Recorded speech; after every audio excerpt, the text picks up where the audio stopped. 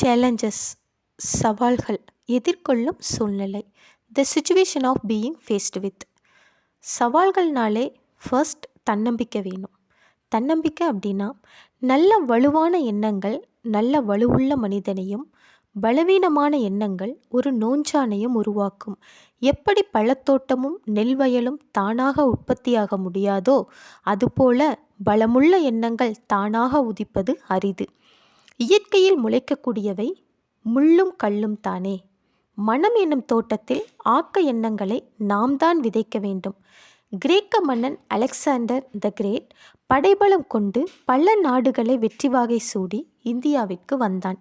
சிந்து நதிக்கரையில் அவனை எதிர்த்த போரஸ் மன்னன் போரில் தோல்வியடைந்தாலும் அவனது வீரத்தில் பெருமதிப்பு கொண்ட அலெக்சாண்டர் அவனிடம் உன்னை எப்படி நடத்த வேண்டும், நண்பனாகவா அல்லது எதிரியாகவா என்று கேட்டான். ஒரு வீரன் மற்றொரு வீரனை எப்படி நடத்துவானோ அப்படியே நடத்து என்று போரஸ் பதில் கூறினான். அவனது வீரத்தை மெச்சிய அலெக்சாண்டர் இழந்த அவனது ராஜ்யத்தை அவனுக்கே அளித்து பெருமைப்படுத்தினான்.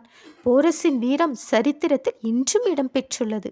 தன்னம்பிக்கையுடன் பேசுவதும் தன்னம்பிக்கையுடன் செயல்படுவதும் உங்களை மட்டுமல்ல, உங்களை சுற்றியுள்ளவர்களுக்கும் தன்னம்பிக்கையையும் விடாத முயற்சி செய்யும் மன உறுதியையும் கற்றுக் கொடுத்தே தீரும் என்பதை மறவாதிருக்கவும்.